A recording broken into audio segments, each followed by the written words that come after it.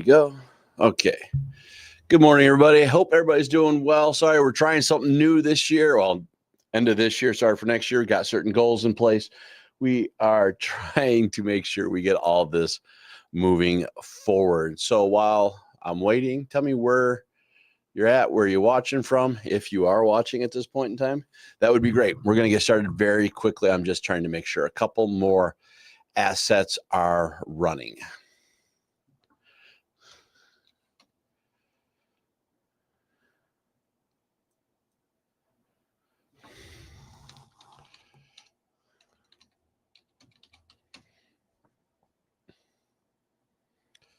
Let me check one more thing. I'm just checking one thing out here real quick. And then we're going to run.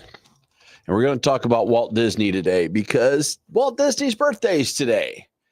And I'm like, oh, shoot, that is a great topic to talk about. So, yep. So that's what we're hitting today. So awesome. Hope everybody is doing well. Thank you for being here. Thank you for joining in on here. And like I kind of said, we are going to talk about all things Disney today. Well, not all things Disney, all things Walt. Today is Walt Disney's birthday. He was born in 1901 in this date. And I am, in case no one's aware, I actually was trying to go around and hunt. I was very mad. I did not bring one of my Disney hats in today. So I'm a little upset with myself on that. But today we're going to talk lessons from Disney that are in place for us and things that we can make happen for ourselves in our business and our times. And again, anytime you guys come in, just tell me where you're from, where you're at, join into the conversation. Happy to play along with that.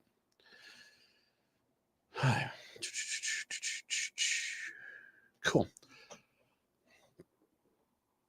So I guess here's what we're going to do. We're going to talk some lessons from Walt Disney, some vision, technology, tenacity, and how that built a legacy inside the business. And I do think it matters today about how that gets moving forward. Again, today is Walt Disney's birthday, and whether you realize it or not, the way he built a legacy is the same way we as realtors can build that blueprint for 2026 or any small business teams, whoever is there playing along. Thanks for all coming in. Feel free to chat. Disney faced tons of adversity. He had so much challenges in place.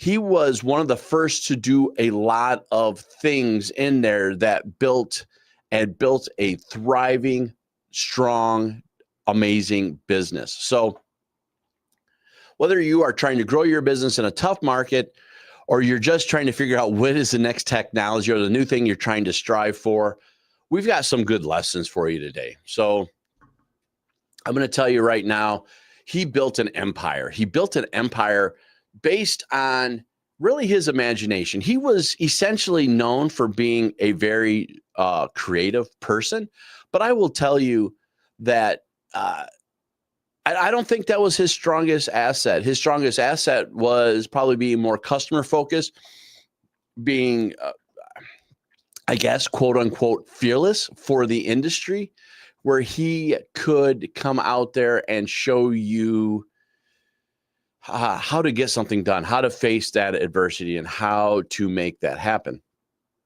He was really good at making those challenges. And that's the same things and lessons that you all can learn today from him that you can put into your business and hopefully build some systems to make your legacy for 2026. So the first thing I want to talk about is his vision. He started with nothing. He started with no funding, no guarantees. He actually lost his first rights to his most successful character. He lost it to, I think, Warner Brothers, maybe at that point in time. I forget exactly. I should do a little bit better. Hey, man, how you doing? Hope you're doing well. Thanks for chatting along. Hope things are going well for everybody.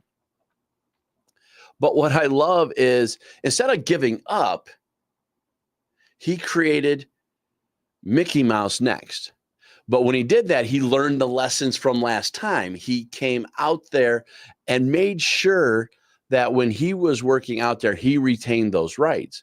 So instead of giving up, he created the most recognizable character in the world, right? There are 1, 2, 3, 4, 5, maybe 6 Disneylands, worlds, however you want to call them these days, across the world because of one character that he did not just give up on. Also, when he built or went and tried to build Disneyland, he was told that's a ridiculous idea. This is bad. Nothing's going to happen inside of here.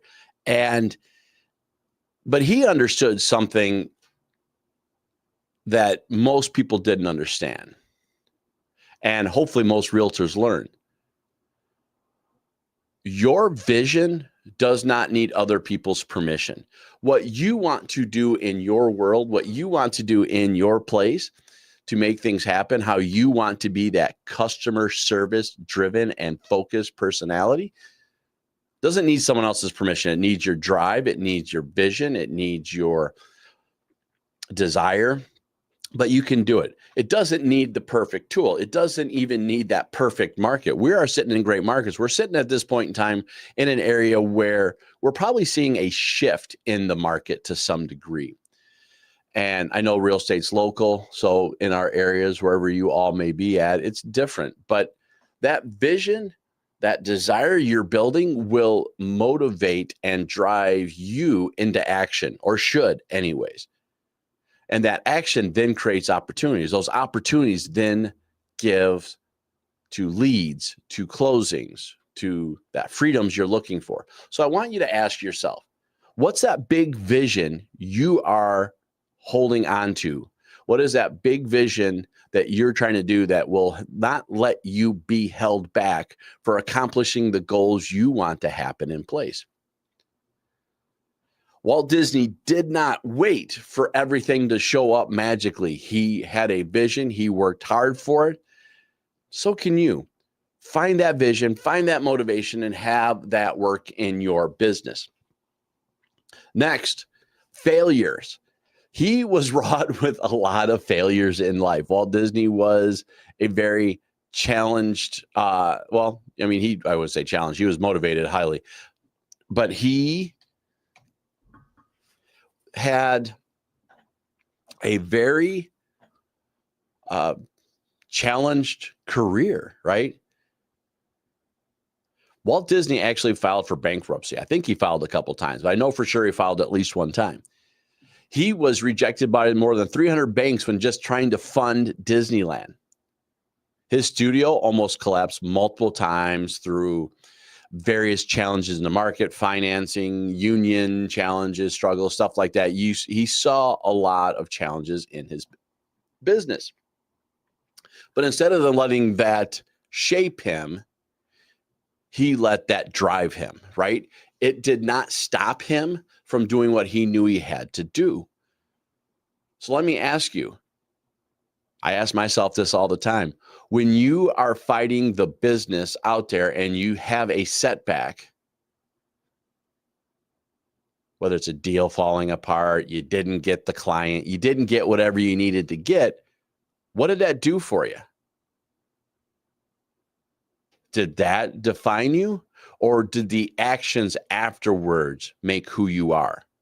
And I'm hoping for all of you there, those actions afterwards are going to make you who you are. That's hopefully going to be the defining edge for you. That response to those challenge moments is what's going to make or break your career. So I hope you can get through that. Your breakthroughs in 2026 will come from the reps you put in when nobody else is. Your legacy isn't built on success. It's built on persistence. That's what I pride myself on. Through the lessons of Walt, one of my favorite things is to find those ambitions, those drives, those things that keep me moving forward. What gets me here every Friday to do what I do for you all is what I go out there and challenge and find. So I'm hoping that works for you as well. Find that motivation. Now, I am the tech guy, so I'm going to tell you the one thing that absolutely loved about Walt was his embrace of technology. He was known for his creative, but I would say his creative wasn't necessarily the creative. It was um, the foresight to say, no, that's not possible, to rather saying, how can we make it happen? So what I would call is technology fearless. So some examples. He brought synchronized sound to his animations. He did this before anybody. He was one of the predecessors for movies today of how they exist today. He pushed color. He pushed cameras, robotic animatronics. The 3D illusions that we get from early Disney cartoons was of how he looked to structure the technology today, or back then, to make it work for what he needed to create, the illusions that he was trying to create. It was always about he wanted to tell a story. But what he wanted to be able to figure out is, with the tools that he had available, his fearless adaptation to trying something new, how could the technology today, or what he wanted it to be used to create the story that he wanted to tell? The story was always paramount for him. But one of the things I think was fascinating for him is he didn't let the limitation of, well, that's the way it's done today, end where he wanted to tell those stories. I will say you all here in the room today have that same opportunity. You have that same ability to find that opportunity, find that nuance, find that technology, AI being the big example today, to move forward and get that in your world. So what are you jumping into? AI, your MLS tools, automate your follow-ups, right? That's going to be a big thing this year, I think. I think there's going to be two big technology innovations. I really wouldn't call them this year, but I think there's going to be two big ones that happen this year that will help format your worlds. One of them being what has been kind of monikered called AI agents. So these automated programs that are out there that will do a bunch of steps at one point in time, either from lead generation, campaign follow-ups, or whatever it may be. You're going to see that in place. So I think that's going to be a big one. But one of the things I got a privilege of going to a couple of weeks to was a major AI conference. And the fascinating story I had with some of the vendors was what you're seeing a lot of newsletter companies, for a lack of better terms. I really don't got a great name for this type of marketing. But what they're starting to do is use AI to help build very customized campaigns for the audience. So as you all know, as small business professionals, you don't have the same person that you're talking to every time you send an email out. So how do you build a newsletter that embraces each person's wants and desires, and you stay in front of them, giving them value? I think that's going to be an interesting challenge. My question to you is, how are you going to do that? Are you going to invest in it? You're going to try something? You're going to try to build it yourself? What are you going to do to make that happen? What I've said for a long time, and some of my fellow AI trainer friends have said, I'm going to tell you right now, AI is not replacing you. People that use AI will.